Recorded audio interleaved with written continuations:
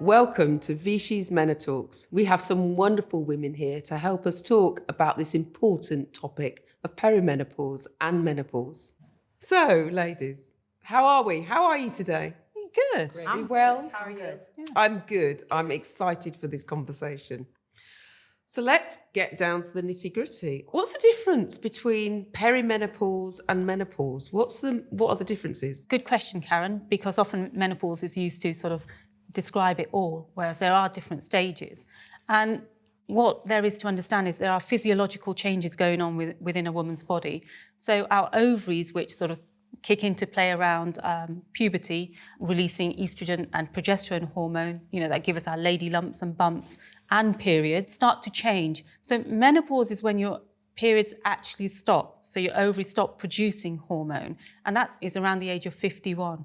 The perimenopause is that time leading up to it, when your ovaries are still producing hormone, but they're on the downward trend. So your levels of estrogen and progesterone are declining. How are we going to know that it's happening? What are the signs? What are the symptoms? There are so many.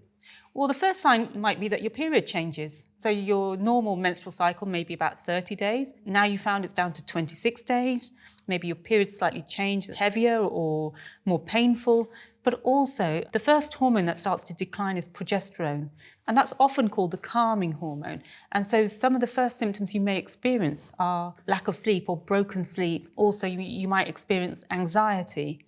And then, as I said, with the estrogen hormone declining, then you get lots of symptoms everywhere, like hot flushes, night sweats, brain fog, and many more. The same with your skin, with your hair. Estrogen's responsible for sort of building collagen or maintaining collagen and elastin. And so when your estrogen levels drop, your skin might become drier, more lined, thinner, lose its glow. From physical to psychological to sex and relationships. And, 48 symptoms, credible, medical and clinical, because, you have as a doctor to be able to talk about the ones that are actually medical symptoms. But the internet, the communities out there have shown there's so many other symptoms as well, or experiences of menopause, that we've got to call out and have women acknowledge that, you might not get them all. In fact, I hope you don't get them all, but, everyone's different and everyone experiences it differently. Our research showed that the average woman, never mind men, actually only know between 3 and 5 symptoms. So if we don't know what we're looking out for, we're in a problem here. And so again, it's not about fearing it, it's understanding what's going to happen. There are so many symptoms that women can experience, both from a physical and from a psychological view. And it's not just about the female kind of sex hormones. It's also about, your insulin. We become less insulin sensitive. Our cortisol is higher. We can have higher blood pressure. So it's almost like a metabolic stress test. We have less serotonin. And I think that, from society, we're almost taught to fear it. I used to fear it because you're almost taught we shrivel up, we dry up, and that's it. And nobody talks about it. So we just have this fear that something is coming and we're going to have no way to control it. But actually, thankfully, there's so much that we can do, both through HRT, through lifestyle, through exercise. So, I think there's for sure a message of hope. What advice could we give to women to start to look after ourselves? What would you say? I think it's about being proactive, educating yourself. I think education is key. Women having a better understanding of their bodies. They can seek out help from their pharmacists, maybe go to see their nurse within the practice, their GPs, and talking to other women on sort of social media, communities, maybe even their mothers. Maybe first port of call is to find out understanding what's going on in your body. And then also educating younger women, men, workplaces. And I think that's really important, that everybody understands that this is a process that every woman goes through. I think that's important. Every woman goes through this stage of life. Yes, not all of them get symptoms. 1 in 4 women may sail through, but the majority do. Okay, so what are some first steps that women can take?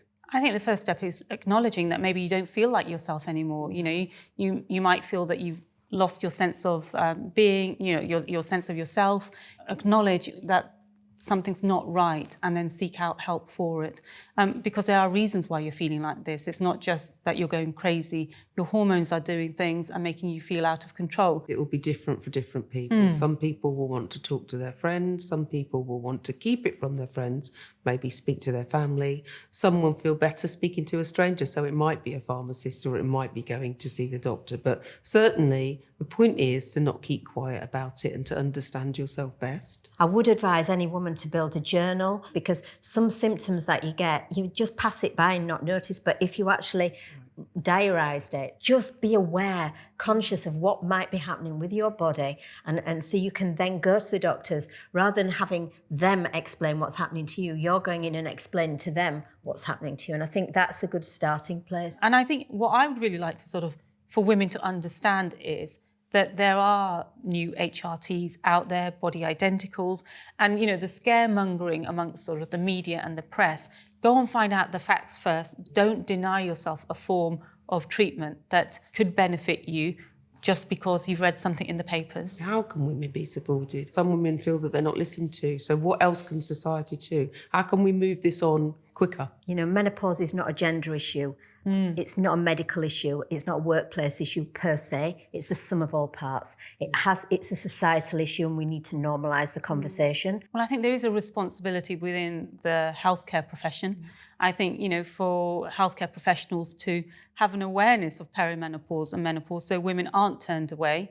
I think also, workplaces, not just have a tick box policy, implementing things, just like we might have a maternity policy in place. There should be that understanding that this is another stage of a woman's reproductive life, albeit at the other end. I think we need to be taught that it can be a very positive stage of life. This is a historical time of menopause, of our menopause journeys, and I look forward to so much more.